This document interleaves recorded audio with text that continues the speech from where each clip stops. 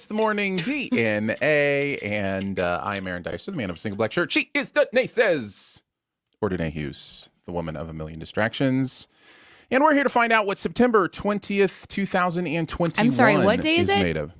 I'm sorry, what is it? September 20th? Man. Really? Where does the time fly? No, I literally, just yesterday, looked at my wife and was like, wait, is it really September 19th? Insane. Like, how did it get to September 19th? How did we get to 2021? What even is time? Well, that's a broader question that we're all dealing with today. What even is time? Yes, replacing all of the DNA in you today, we're going to talk about the concept of time, space, and the meaning of life, which we kind of do every single week. All right, let's jump into it. Here's my opinion on all that. Go for it. Be good to each other. Don't judge each other. Find a way to love somebody, even if you don't have something in common with them. Doesn't mean you have to be obligated to be with them or go on their journey with them, but find a way to find love in your heart. This is dangerous. These are dangerous words you're speaking. What do you mean they're dangerous words? Love is dangerous. It is love. People are scared of it. People have to give up their power to love. Messy. It's terrifying. Yeah. It's confusing. Oh yeah. I highly recommend it. It's true. There's nothing better than community and having people around. It's the best. And that comes from an introvert. It is good to have you with us. That comes from someone who hates people. Wait, no, being around people. There you go. There is a distinction. Thanks everybody for joining us for our Monday, and thanks again for hanging with me last week. What a difficult decision that was. I made the wrong call, so apologies to if you feel like you need one. But I'm just gonna throw this out here anyway. I should have just said I cannot do this show today. Yeah. I thought I could, like, so I like to push through stuff. And yes, you do. And just shut down the thing inside of me that says, like, you need to rest, or you're going too far, or, you're in pain and you should not do this. Yeah. I like to just shut that down and be like, no, I can do whatever. And I can, and I did. But I was just it was a difficult thing to push past the pain and engage in the show. And I should have just been like, hey, I need a couple days. Let's try to scoot this to Wednesday or something. So yeah, and I was kind of cut out of my role as protector because you didn't even tell me till we were on the air. Like, I had no clue what was going on. Yeah, that's another problem I have, is just being like, showing up and being like, I'm fine. Okay, I am not okay. Yeah, I think I've told the story of you trying to crawl to the microphone before. Listen, I would have gotten there if you didn't stop me. But that is part of my role, is stopping you and saying, no, you are so ill, you can't even walk, upright. Like, this is a sign. The sign that you have to crawl is probably a sign you shouldn't be doing a show right now. Yeah. It happens. But it's okay. Every once in a while, you're just going to hit them. But anyways, I'm sorry that I was not in my normal No apology needed. Mental space last week. Yeah. But I'm really excited to be here today and to see all of my Twitch family here, and the YouTube family here, and the Twitter family here, and all of that. So it's fun to, I don't know, I love our show and I love our space. And today I'm going to talk to you about this book of fortunes that I have. That's right. No, it's fine. It's fine. In this up there, I have a silver. Hi, I'm a Danae, the million distractions. I have this silver fortune cookie. It's like, and then you're supposed to open it, and then you put these inside, and you leave them for someone. So I'm gonna start doing this for Iris. Oh, nice. Yeah, and it's this book where you can tear out all these little. It's got this like perforation. And it's a neat little idea. It's like, personalized fortune cookie kind of thing where, yeah. So I like that better than fortune cookies. Yeah, right. And there is a space in the back for your own, that you can write your own fortunes on there. Love it. So when she's older, I'm going to be like, do your chores. Wait, you may be missing the heart of this. Like, this is an encouragement thing. Do my laundry.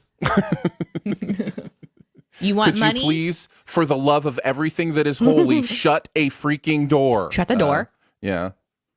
Yeah. Not that that's been one for me at all. Yeah. Or still is when I walk up into the living room and the front door is somehow wide open. And it's like, you are a junior in high school. Shut the door. Aker says tearing perforations is so relaxing to me. Mm-hmm. So for me, I get a little stressed on perforations. Because you're gonna rip it? Yeah. Yeah. But now I really want to try to make it like Zen. Today is it's a the very day. I think for some people it's kind of that oddly satisfying, meme Depends kind of on thing. the perforation. Yeah. Because sometimes they really fail on those, Guys, we're going to discuss the most important things today on the show. Perforations in time. The concept. Wow, if you've got perforations in time, then we're really dealing with some fun sci-fi stuff at that point. Yeah, like the idea that time is like there's the multiverse. Are we going to go into like the what if zone? Yeah. Where time is a prism. Yeah. But it sounds like he says prison in the introduction of that show, and I can't get over it. Like time is a prison. It's both. It's a prism. Did you just say prison? And a prison.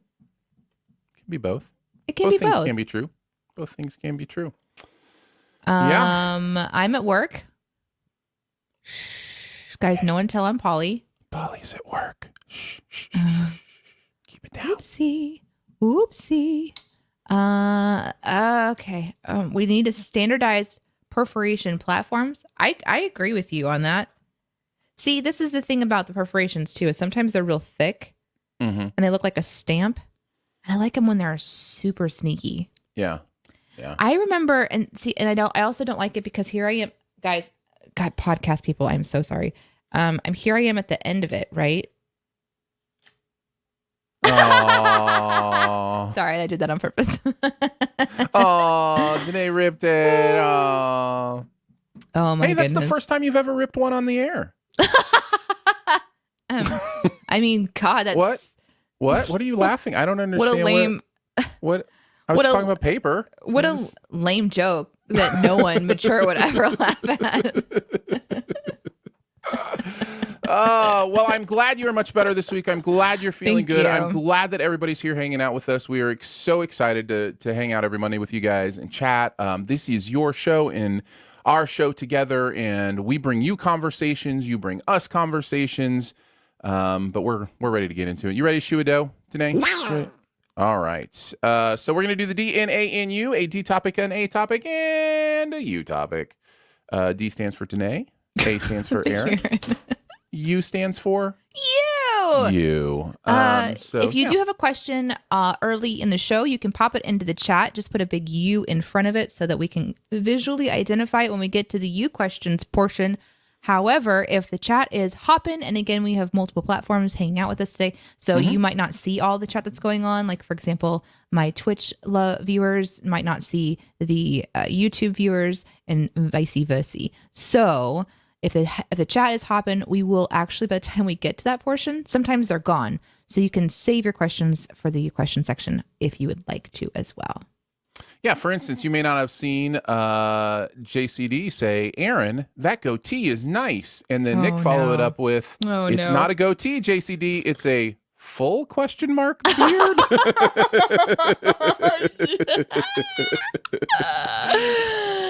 Oh my God, you're getting burned, sir. Love it. Love it. Did I tell you what I'm doing? Did I tell you I'm going to shave like every 15 pounds I lose? So like I'm going to let it grow until I lose like 15 pounds and then I'll shave it. And then it'll kind of be my like visual like motivation to keep losing weight. So this is going to be fun. Friends, something you might not know about Aaron that I actually really love. Okay. This is not me teasing you. I really love It could be both. this. Both things can be true. I guess that's true. You but can tease me about it and love it about me. No. I don't think I'm teasing. I genuinely, but I do have like a little bit of a snarky smirk going on right now, and I recognize that. Anyway, one of the things that Aaron does is he creates these mental games of things to do to keep himself occupied with progress and interested and motivated. And so each time that you engage, Aaron, with this goals for weight loss or goals for eating or goals for whatever, I don't think it's just weight loss, but specifically, you always come up with a new thing to sort of try out to excite you and incentivize you to stay engaged in the weight loss process. Yeah. And I never know what it's going to be. And now, and there's nothing wrong with it. But now it's shaving your beard. Now, how, or your goatee, depending on who you're talking to, how is that a motivational thing? I know, listen, we're supposed to be in the show. We're not in the show. We're going back to this. We're going back. How is that motivation for you? So for me, motivation is like mental checkpoints, right? So you set yourself mental checkpoints that are easier to attain than I want to lose 150 pounds. Okay, well, see you when we get there 5 years from now if you stay motivated. So I have to set mental checkpoints, right? Okay. So for me, 15 pounds is a really nice number of like, that is accomplishable. I can see that, right there. And then it allows me just like a little bit of fun. So like there's a visual element to it where, I know like when I shave, like people who know this will be like, hey, congratulations on like the next 15 pounds. Oh, no. Oh God. No, not you, Danae. No, I don't expect you to notice anything. God, Aaron. No. I love you. I care about you. We're friends. Please do not expect me to be immediately like activated. Okay. Wasn't talking about you. God, I love, no. Get yourself a friend who doesn't find like some kind, like is not offended that by your own shortcomings. I recognize I have shortcomings. I'm a very selfish person, and I will forget this, that very important thing to Aaron. And if he shaves, I'm gonna be like, cool, and it won't register that's 15 pounds, and that I should say something about that. And you don't have to. Get yourself a friend who's not going to be offended by that. I just appreciate a friendship. Cool. I don't feel like stressed about it. Yeah. And you don't have to be. Nobody does. Nobody does. That's not an expectation from anybody. I just mean for some people that are not like Danae, that like to notice those things and say things or whatever. That also wasn't a slam, people. No, not at all. Yeah. Not at all. So anyhow, it just seemed like a fun little way to gamify the process. And so, yeah. I like this comment from Lolly. It must be so weird to be able to grow a thing that hides part of your face, right? It's such a strange thing. I mean, you can't grow eyebrows? I don't know. It's part of your face, right? Yeah, but eyebrows are different. Why?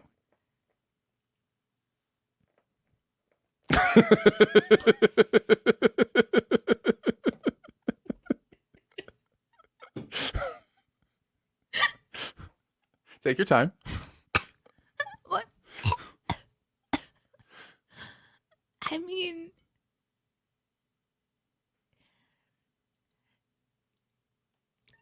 it's time to do the show, everybody. All right. It's time for the D question.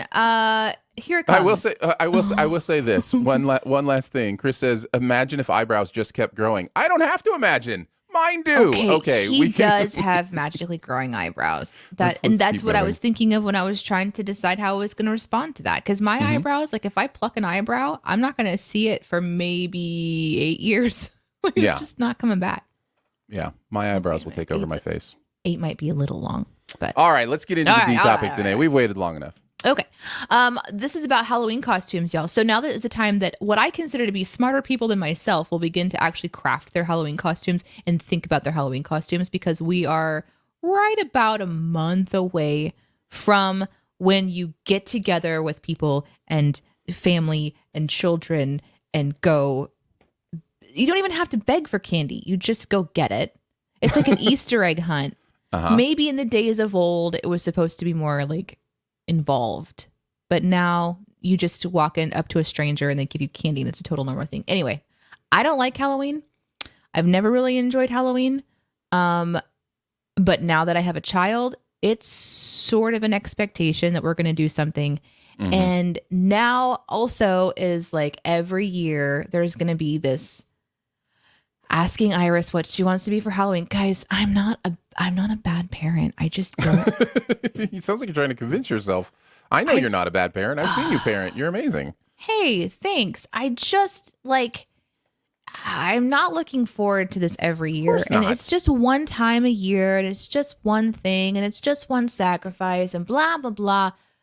But if I'm going to make my own if I'm going to make a costume, I'm going to be the one that has to do it in our household because my husband is like the creativity chart is like I'm off of it and he's not on it at all. So we're very, we're balanced as a pair, but individually we don't share. Like it's a lot. So if we're going to buy a costume, we have to have time to buy one. Do we do a trio thing? And Halloween costumes are fun. I think people always have such clever ideas that you just don't think about until the last minute when you paint your eye like it's black and you go as a black-eyed pea or something. Like those little clever last minute ones, which are really delightful. But here we are with time, and I'm actually thinking about the amount of time I have to potentially craft something or think about it.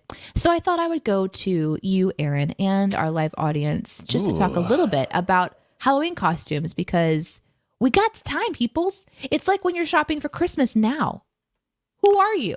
I mean, honestly, I think this is a record, bringing up the Halloween costume topic 6 weeks before Halloween. I think you are breaking a record here.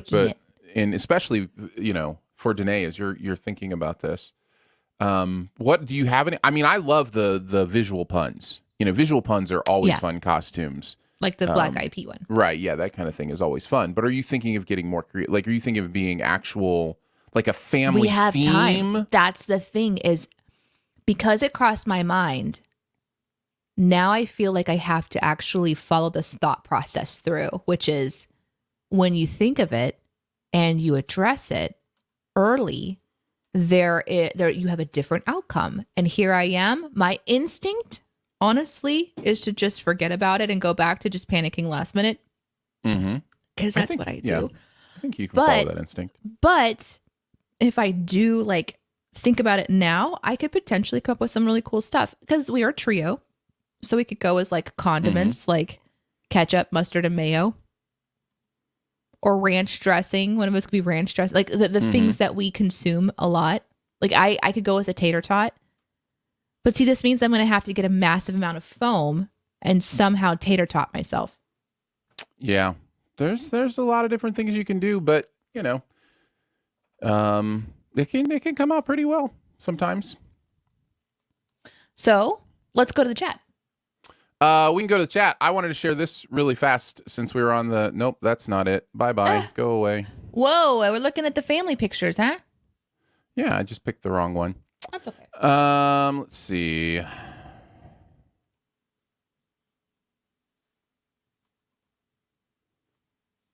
wish it made it easier to pick the right one. I know. I usually have to move it over to its own thing. I'll go to Nick, who says, "Good call, Danae. We just ordered our Halloween costume stuff this weekend. Good for you."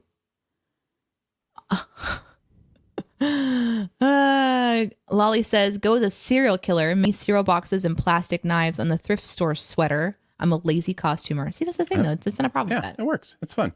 So, yeah, these are the Angry Bird costumes that my wife made my children one year. And it's amazing.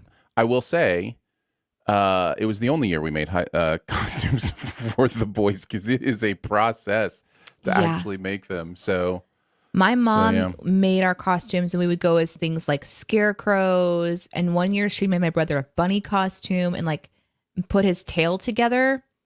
And she took yarn and she just cut the yarn into these strips or whatever. And then she tied the middle to make it go poof into a little ball. And then she just, I don't know, sewed it onto this costume.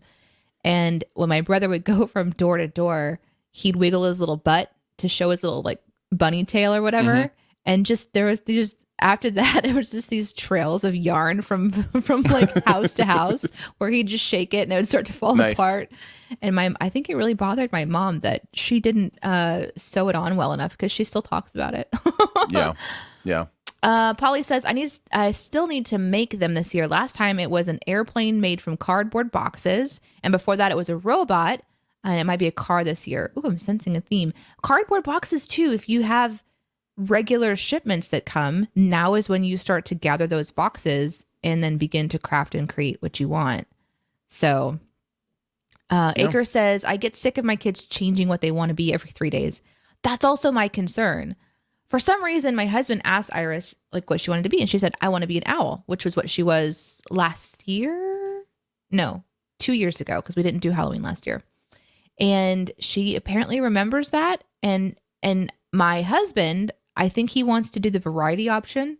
And so he says, "Oh, you were that already." And so she's like, "Oh, okay."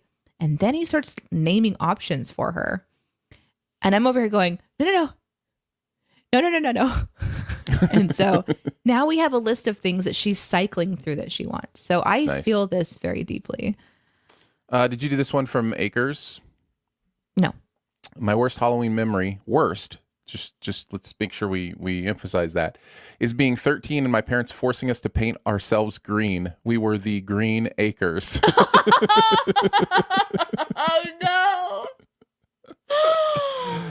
Amazing. Oh, no. Lolly says my friend's lazy costume is to glue a plectrum. What's a plectrum to his shirt pocket and he's a pickpocket? What's a plectrum? Must be an English word for something. Oh, a pick, like a guitar pick. A plectrum. Yeah, I've never heard it called a plectrum as well. That's so much better of a word than pick. Yeah. Captain Rebel says, "I so wish Halloween was a big thing over here. My front drive and garden would scare the crap out of people." I mean, if you want to go for... I want to know more about this garden instantly. If you want to go for a scary costume and you have two people, one person could go as the coronavirus and the other person could go as the vaccine, and then you'll scare no matter which side of the political spectrum they're on. I'm sorry. Didn't mean to go into the political You do that. humor. You do that. Let us all know how that goes. Hey, you're going to be scared of one of these two things. You're probably not scared of the other. I don't know. JCD says salt, pepper, and paprika from Blue's Clues. So those are great ideas. And then what you do is you look to see if the costume exists, and then you decide if you're going to just make it yourself out of foam pieces. The thing about being a creative person as myself, and I am one, is I can look at a costume and go, I can make it. Like when you showed me the picture of your family's costumes, Aaron, I thought, oh, okay, could I make that? And I think part of it maybe like the front pieces where it was like the big felt designs to make the angry bird eyes. I can cut that stuff out and figure that out.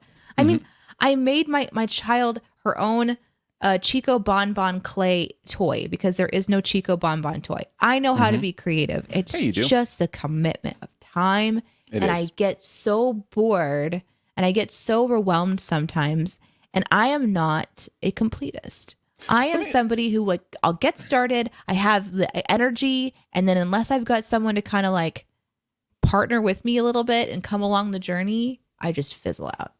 So here's another thing to keep in mind. This isn't true across the board. You never want to make assumptions about everyone. But how many costumes that your parents fretted over or my parents fretted over, or how many that, we fretted over for my boys, how many of us actually remember or care about those costumes? If I were to ask my boys, what are your feelings on the Angry Birds costumes? I bet at least 2 out of 3 of them would be, we did Angry Bird costumes? Yeah, it's for the parent. It's for you. So if you're stressing out, I think maybe we're doing it wrong, right? Like yeah, but like the other thing is, so there's 2 parents here, and one is so that's the issue then. Excited, so, and one is like, and I'll let you decide who's who. Yeah, no. So you can make a guess. So one of you is like, oh, we got to do costume, we got to do this stuff. I love Halloween, I love all this stuff, but it's not the creative one. And so then the creative one's like, oh, so I guess I got to make this happen for you. Let's talk. Can we have some therapy, everybody?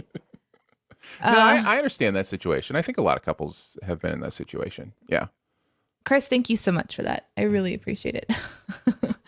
Yeah, that's the stress, right? Like the stress is that it's like we have money saved up. We could just get a costume if we wanted to. Maybe there's some websites I need to look into about just buying a used costume that's still in good shape. Is that eBay? It's probably eBay. Captain Rebel says, whatever you do, make it on top of one of those inflatable sumo wrestler costumes. They're just too much fun. So get the sumo costume and then make a different costume to wear on top of the That's amazing. I love that idea. You know, like a little 4.5-year-old just basically would be a big blueberry. It'd be the blueberry from Willy Wonka, right? Yeah. Yep. And Veruca Salt. Is that who it is? Well done. Well done. That is who it is. Lolly, are you serious? Lolly says, I started crafting Christmas cards and gifts in August because I work slowly and lack focus. See, to me, that is focus because you are doing the long game and you're staying on task. To me, that's next level ability to focus. That's pretty impressive. I feel bad, genuinely bad, for About anybody that's important to me in my life that is heavy on gifts as their love language. You should. I send You should feel real bad about that. zero Christmas cards, zero cards in general. I don't get people stuff for my birthday present. Your birthday's not for another couple months. So I'm talking about the last 9 years of friendship. Have I gotten you a birthday present? I don't remember if I've ever gotten you a birthday present. I don't know. I'm being so facetious. I have no idea.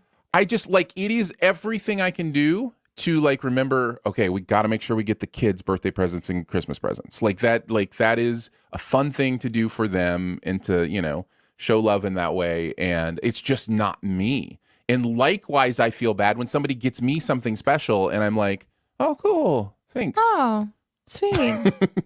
So thanks a lot. That means nothing to me. All right. I'm going to pull up this picture for everybody to see that was tweeted to us from Polly. Oh, Polly says, I just tweeted the airplane in robot pic. So Danae is looking up that one. While you're... Here it she's is. got it up. Oh, that's very nice. So good. Look at that airplane. Really that is really good. That is good. That's very Man. cool. Look at that. Look at that. Look at that air headwear. That's amazing. And this little robot arms, that's a trip to the tool store or something. What is the fairy doing? I'm pretty sure she's like, I'm going to push this button and turn my sibling off. Is there an off button? Because I'm over this. I love this kitty cat fairy going on. That's amazing. Yeah. Thank you for stuff. Nick says, my two favorites my mom made were a Beetlejuice costume and Two-Face from Batman. So that's fun. Nice. Jose says, my family themes are super fun. My friend made a scarecrow costume and had her two baby twins dressed as crows. That's so cute. Yeah, super great. This is when you think of those things. This is when you think of the ideas and then you decide if you're going to either do it or ignore it. And I honestly don't know what I'm going to do. Can I tell you something else that happened? Guys, let's have a little therapy. Sure. That's why we're here. So I know we're here to talk about my marriage problems. Oh, is that where we're going? No. But now that I said it like that, the story is going to seem really messed up. Dang it. You did this to yourself Too today. Late. No. We're in the car and he's talking about how he was talking to Iris about her Halloween costume ideas. Okay. And like I said, she said owl and he's like, let's do something new. And he starts giving her ideas. Now, right. I didn't know the giving her ideas part because he skips over that whole section of him kind of like guiding her. And he this is what it sounds like. So she wanted to be an owl, but I said no. So she wants to be Elsa this year. And I'm like, instantly red flags. Instant. We don't watch this show. We haven't seen Frozen in so long. Right. If my kid was going to emulate something she watches all the time, she'd be an Octonaut. Mm-hmm. Or she would do something Chico Bon Bon. She'd do something from Chico Bon Bon. Yeah, she'd be Rainbow Thunder. She'd do something like that. And so instantly I'm like suspicious. Yeah, where did this Elsa thing come from? Yeah. And she said from the back seat, she's like, "Yeah, I'm going to be a princess." No! Oh God, no. Where is this coming from? I've never once said the word princess to my child. Why? What is happening right now? Welcome all of to this culture. Flooding of information is in my head. And I'm like, I failed my child. I didn't actually think like that. I'm just like, who is talking about Disney princesses to my child enough that the first thing that she comes up with is that she wants to go from an adorable owl to a Disney princess. Now, listen, I'm not shaming princesses. If your child loves princesses, it's super, super cool. I am triggered. This is Danae's trauma immediately transferring over into like the child realm. So I'm driving and I'm like, where did she come up with that? And Justin's just like, and then bam. He was in the list. He was like, you could be Elsa. So he was the one that accidentally like. So he mentioned, but he must have specifically mentioned a Disney princess. Like, yep, I think so. Yeah, man, but she has just zero. Has such a hold. I once asked her like, we were at the store because you go to the store and there's items and it's just there's all these Disney princesses and everything. And she asked me in a very public place, and I think we were. Oh my god, we were at the Disney store. She goes, Mom, what's a Disney princess?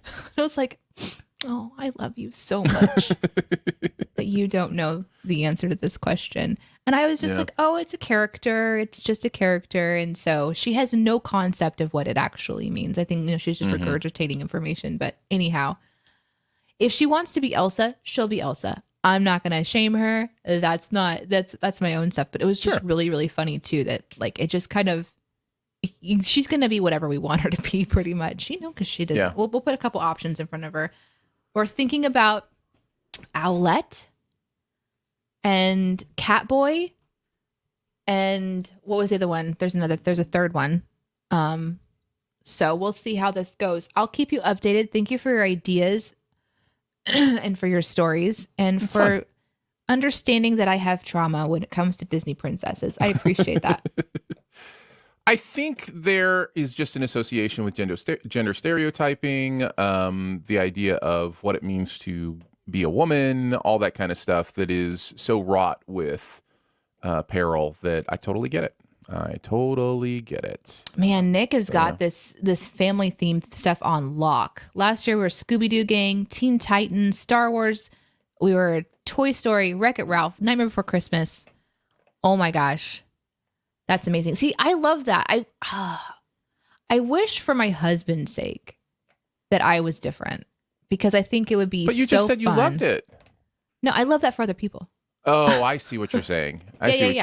Because I hear this and I'm like, cool, you do you. It's like there's no desire for me to. I know. I feel kind of like a party pooper. The effort to to dress up in a theme. With my family. I get why it's fun to other people. Like I'm not ignorant of what makes it fun for most, I would say most people. Most people that's probably really fun to play dress up in that way. So yeah. Mhm. Yeah. Holy chat. Wow. But I just don't have the gumption to do that, which is why, if required, I will always do a visual pun that's very simple and takes little effort. So always. Okay. Always. The quote from JCD for this episode is Danae says, I love it, just not when it's me. Yeah. Mm-hmm. Mm-hmm. Yeah. And that's okay. That works. Ready to move on to the A topic? Yeah, let's do this. What's your best car trouble story? We had a flat on a vehicle this morning when my wife went to go to work this morning. One of the tires was flat. We found out that car has a full-size spare, which is kind of nice, but it's not aired up. And there was this like machine in the car that had never, been used or opened or anything. That was like one of those little electric machines that you plug into your lighter and then it, compressed air goes into your tire and you pump up your tire, right? Very cool. I love those things. I'm glad I didn't know we had one. Now I know we have one. That's really cool. The more you know. But it had some sort of thing that attached to it that came in a separate container. And like when you looked at the instructions, it was like, well, does this go on here? And it was just like this thing. And so I was like, well, I think it's supposed to connect through this thing and then into the tire because that's what the pictures look like. And so I get this thing out, and it is just like, it is corroded. It has been in there forever. Like, it's weird. So I plug the little air hose into that thing, and then I plug that thing into the tire, and I turn it on, and the thing starts making this noise some sort of death rattle, kind of like, yeah, you got it. Yeah, I'm adding, I'm helping. And I'm like, oh no, not a fan of this. Something's going wrong. I don't want to ruin this tire.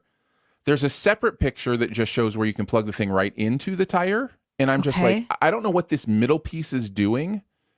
So I'm just going to plug right into the tire. So I take this thing off the tire and like ooze, like white, gross ooze just starts like pouring out of it. I'm just like, was it filling the tire with foam? I think so. I think it's like a leak fixer. So it's for like if you need to fix a leak, you put that in between. But if you just need to air up the tires, you just do that or whatever. Like a little button that you didn't push, and so like the goo came out instead of just the air came out? No. There was no like bypass. You just had to take it off and then just go straight to the tire. Okay. So I don't know. I was just freaked out there for a second. But anyways, managed to get it aired up and I think she's on her way to work. But it just got me thinking of like how little I know about cars and repair and all that kind of stuff. And, tire changing stories, car trouble stories. There's always a good one in there somewhere. I have, several others, obviously, in my many years. Oh my gosh. When cars have gone wrong. When cars go wrong, for real. Here's one from Acres. I bought a used car from a friend. Drove it to work the next day and was fine. Drove it home and it literally burst into flames. No! It turns out there was a recall that was never addressed, and the VW dealership sent me a check for the full amount I paid a private seller to avoid a lawsuit, I guess. Whoa! Yeah. Look the other way, sir. Look they should have sent you more than that. They should have sent you more than just your money back, what you paid. They should have really written you a check. Aaron's seeing dollar bills. No, I'm just saying. You bought a car and it was it was faulty.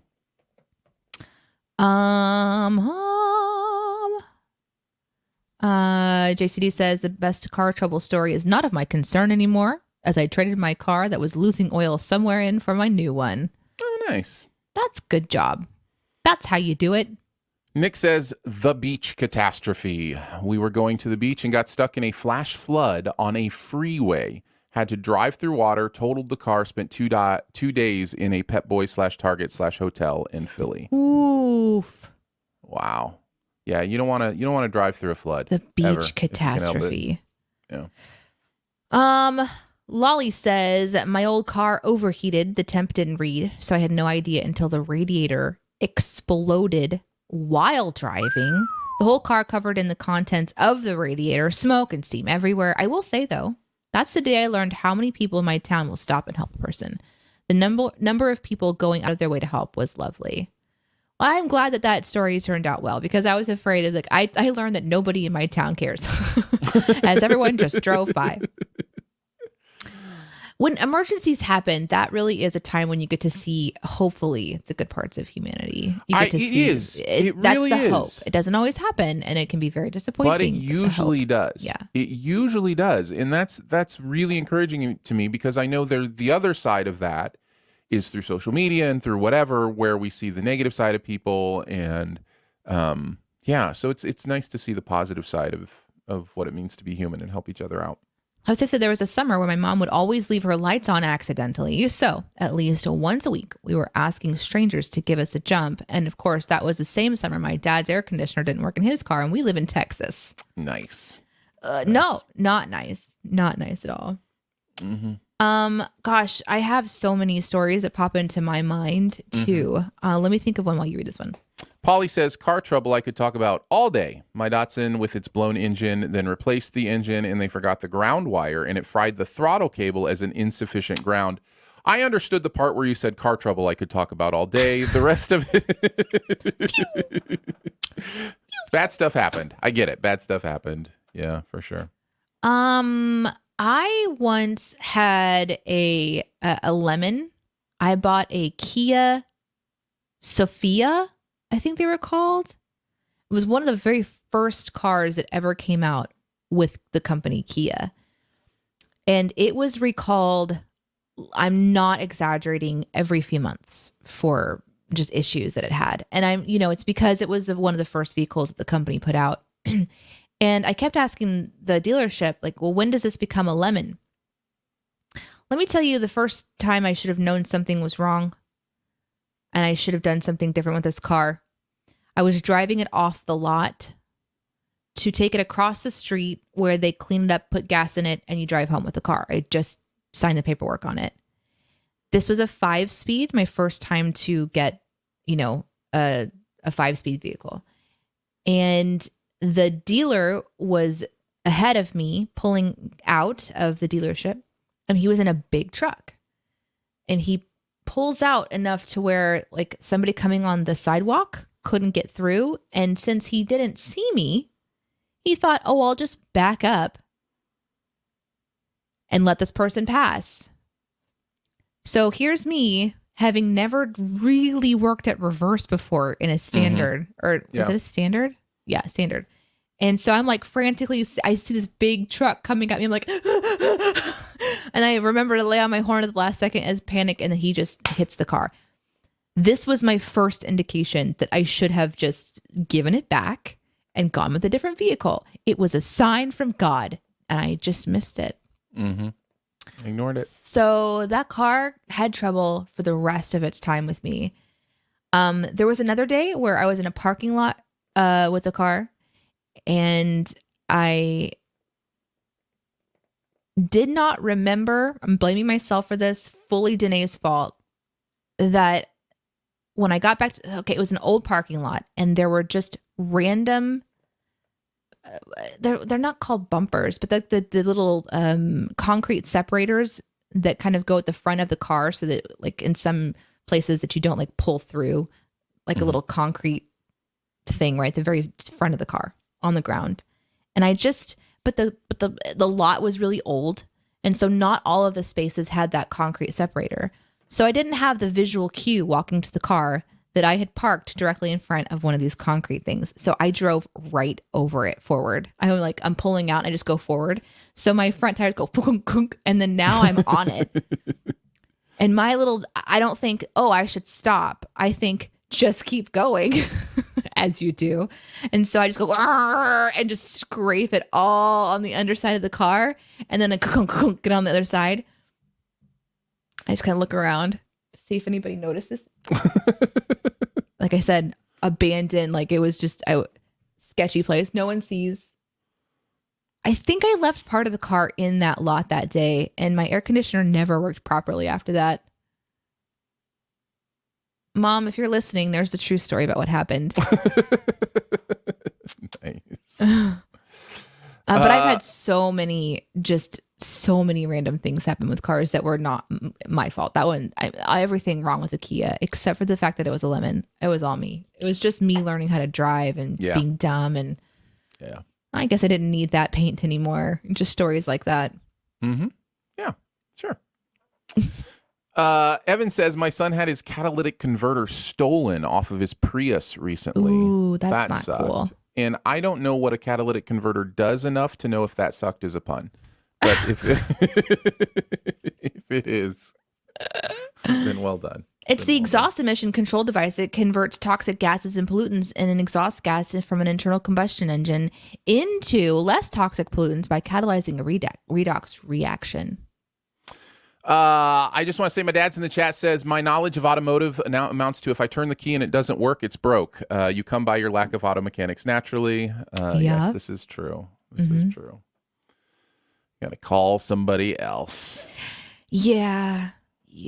Polly says old Kias are bad. Thank you. That's exactly the one that I was going for. Thank you, Polly. It was horrible. I will never buy a Kia ever again. Ever, ever, ever, ever, ever. Old Kias are bad. New Kias rival Toyota, which is one of the most dependable cars. Nice. So my question is, Polly, is you seem to know about this. We have a Kia. So my question is, where's that line? Like, when does it turn into a Toyota? What year did they start being good? Just so I know if I have a bad car or a good one. So that would be, I would love to know that. I would love to know that for sure.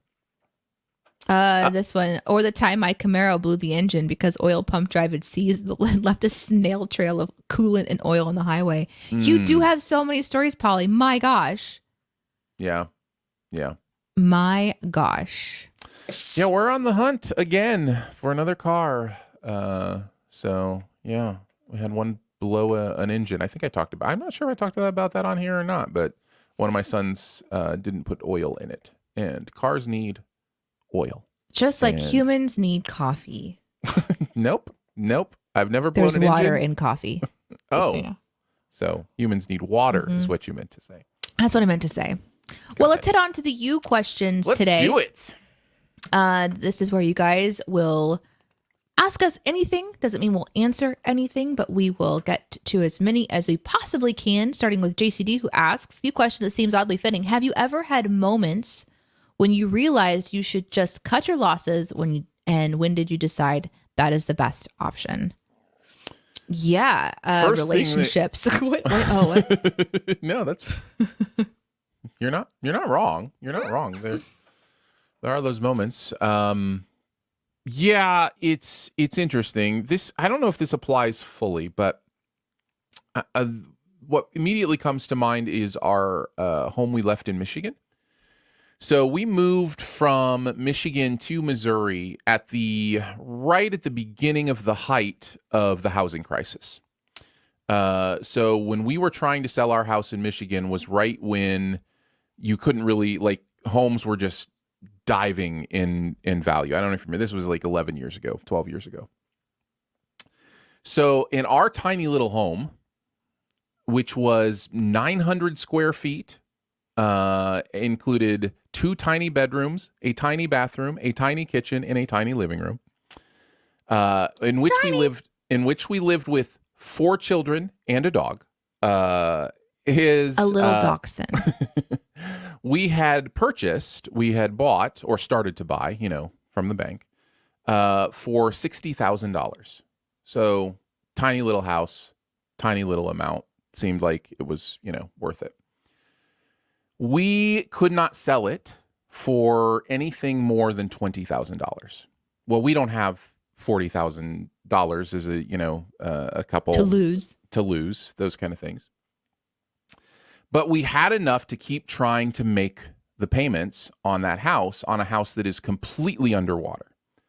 And we would talk to the bank. We would say, hey, can we work something out, some sort of short sale? Can we do something with you? Blah, blah, blah. Here's the broken part of the system.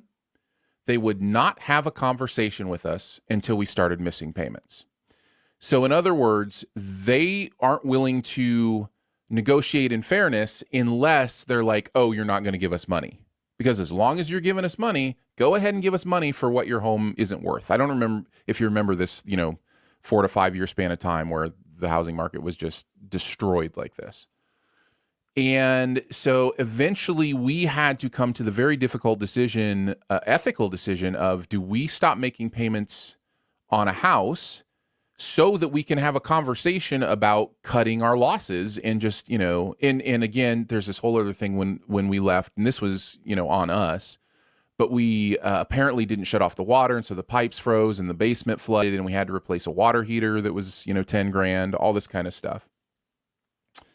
And eventually we had to just walk away from the bank and say, hey, if you're not willing to work with us, we're done. And we're certainly not the only people that did that. We paid for that house for a good 2 to 3 years after we left there.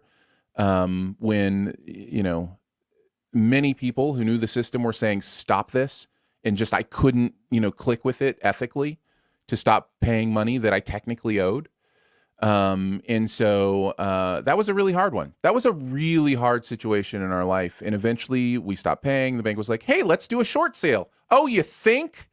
And so eventually we were able to do a short sale on the house, which dinged our credit a little bit, but we've been able to recover. Yeah, I remember you going through that. It was the worst. I literally had the same thing happening at the same time, with it being like the housing market. I mean, I owned a house and I couldn't afford it. Most people were going through that. Yeah. Uh-huh. Yep. And I had the ability to do a short sale. But see, I didn't have that moral thing going on. I was just like, I haven't paid for my house for months now because I can't. And and so I was able to just get out of that situation, thankfully. And there's no, that is not. If I had money to pay it, I understand the moral obligation, like, or at least I've said I was going to do this. There's no judgment on anybody making tough decisions during traumatic events. I totally understand. It was a rough one for me because the system was so broken. We both the bank and us knew that this house was worth now probably $10,000-$11,000. That's probably what you could sell it for. And it's just, the system was broken. They couldn't negotiate with us until we, drew a line in the sand and walked away. So we did.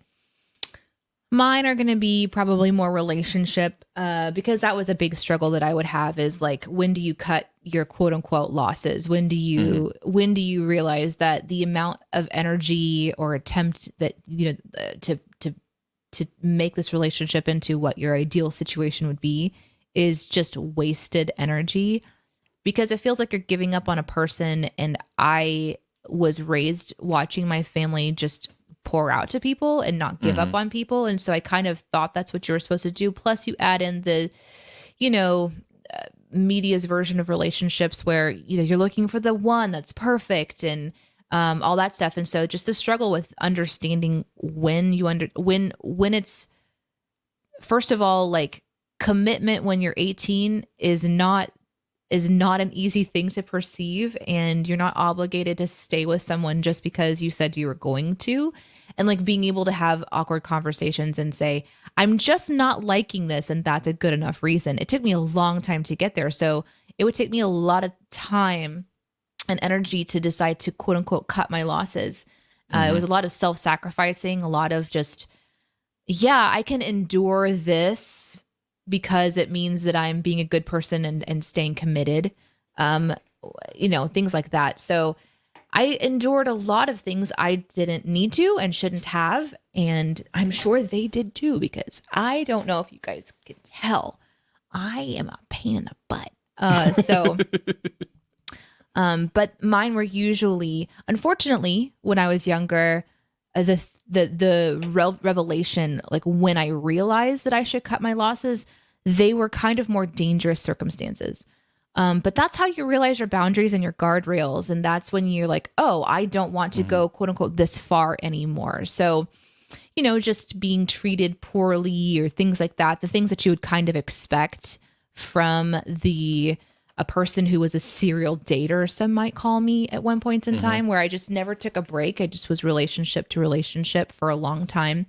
And you just kind of realize over time where your boundaries are. Now it's a different story. Now cutting my losses with people, it takes a great deal, specifically in the friendship department. It takes a lot for me to just decide that I'm not going to be a friend to someone. But then there's different variations of friendships. I have people that are like ride or die. Like they text me, I will show up at your door, and whatever's going on, I got you. Like that's a very small group of people, like not even 5, just I'll show up and I'll do stuff. Me too. Then there's the next circle, that I would show up if you gave me notice. Oh, you're moving? Okay. Oh, it's in a few weeks. Great. Yep. I can make that work. Things like that. There's just different levels there. It takes a lot to boot me out, to like get me to kind of like put down some boundaries and quote unquote cut a loss. Because losing people and losing, it can feel like a loss for me because I just like people. But I've learned as time has gone on, it's really valuable to have a select group of things that are kind of feeding into you that really, truly understand who you are as a person. So I hope that's a good answer to your question. Thank you for asking it. Before we get to the next one, Nope. Oh, okay. I want you to read this one, Aaron. Sure. Acre says, are we going to just ignore the totally amazing shirt Danae is wearing? No, we are not. That is a Bowie shirt. How cool is this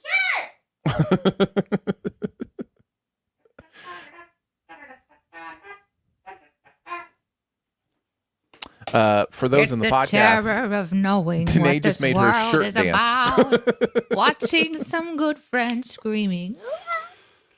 I wanted to say before we got to the next you question, Polly responded, said, I'd say the Kia line is about 2015 and newer are fantastic. Well, good news. Our Kia is 2012. Perfect. Perfect. Perfect. So right thank on you time. For that. Right on time. Next you question. I think I saw one somewhere. Yeah. I have to get back down to the bottom. Jose said, you question, what is something from another country, food, music, movie, etc., that you like to introduce to people? For me, it's Static and Ben El, an Israeli dance pop duo. They've got fun songs in both Hebrew and English. That sounds amazing. Okay, well, let's go look at that. No, today, answer the question. Then you can go look at that. That is how you question. Jose is asking you for some example of a food, music, movie. No, I am already watching their music video on YouTube. Yeah, you don't introduce something to Danae without her immediately checking it out. So, yeah, that's just kind of how that works. Alrighty, let's go ahead and listen to a little bit of this. This is dangerous. Also, because we can't hear it. So. Oh, why not? Because you're listening to. Oh, you're sharing it. Got it. I'm already into it. I only need to hear that. I'm already into it. Nice. Do you have one, Aaron? So I am a very, I feel like I'm very not cultural. Like I'm from the Midwest. So if I was going to introduce people to something that's from like another country, I don't know. Like Newton Faulkner, if it's music, I'm super into Newton Faulkner right now, and he's in the UK, so that could probably count. Just if we're jumping off music, food wise, I am a boring person that just eats things that HelloFresh sends me. Right now, I'm into HelloFresh, and I am trying like new things and new flavors, but I don't know that it would be a country specific thing. So I will just have to bounce off of what you said with music.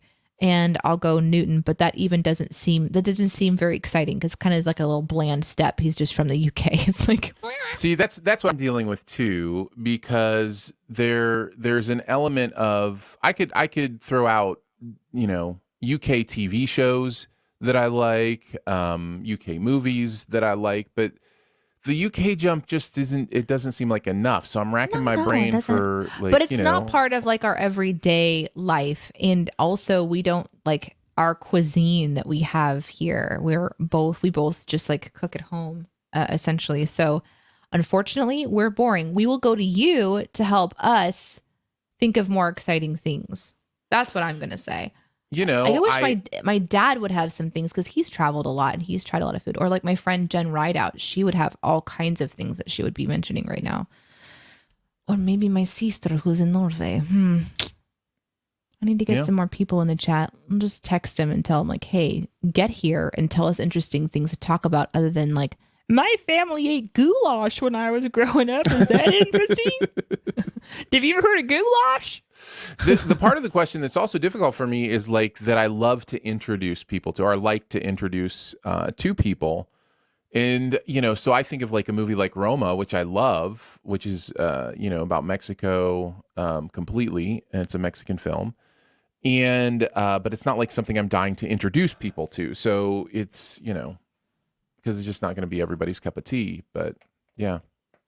Polly asks, when do you stop fixing a car and get a new one? For me, it's hard because I can fix them on my own. Then just fix them. I mean, my opinion about cars has changed a lot over the years. Watching the Dicers do how they do, and my mom and dad, they did the trade-in thing a lot. So I like new car.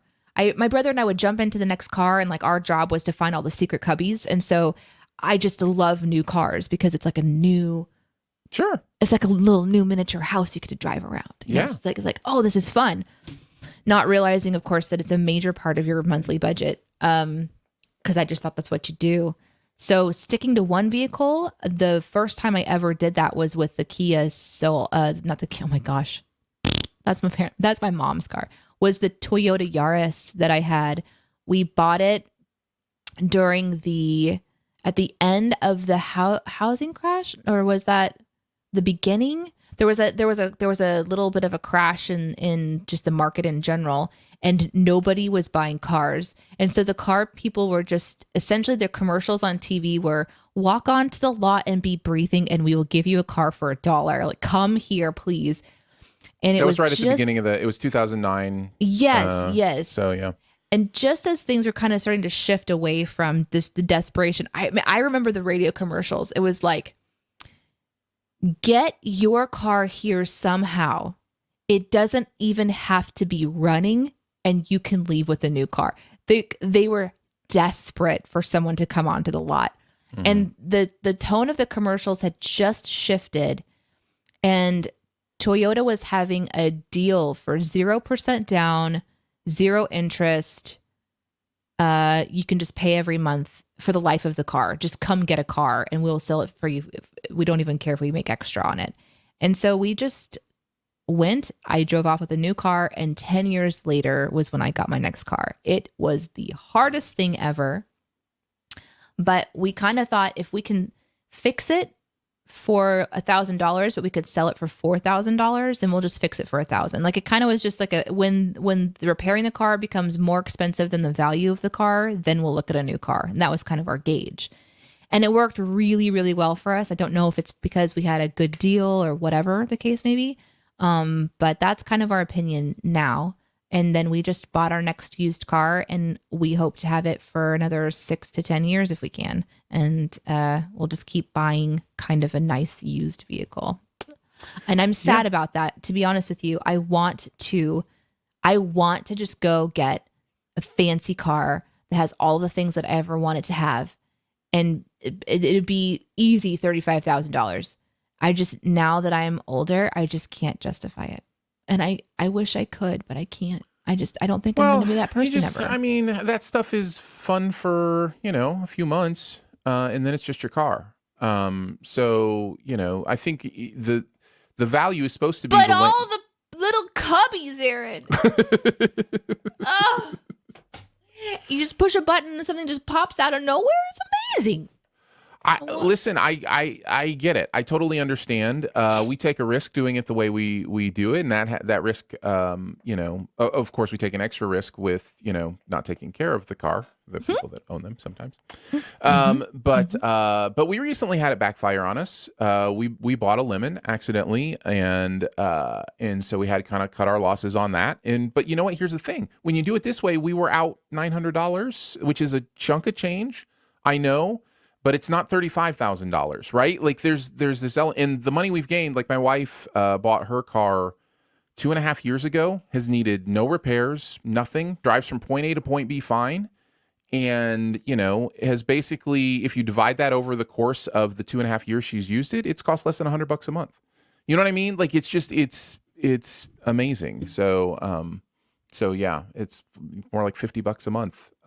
So if you can go buy a car for $1,500 to $2,000 and it'll get you from point A to point B for a year, you're already doing well, in my opinion. So it is, I think, one of the key ways to stay out of debt and save money. So yeah. There so fix them, you go. Fix them, make them keep going. Favorite Bowie song? Question from Molly. And why is it Life on Mars? Holy moly, that song is amazing. If you've never heard Life on Mars, I highly recommend you listen to it. I got chills just thinking about it. My favorite Bowie song is Under Pressure, because the first time I heard it, I wept, and it was like one of those just powerful experiences. And I love Freddie Mercury as well. And so the two of them together was euphoric, literally sitting, just going, I cannot believe what I am hearing right now. These two voices together. And the lyrics of that song it's just such a powerful song. So mine is Under Pressure for sure, but I love a lot of them, like a lot. I love Bowie. There's only one.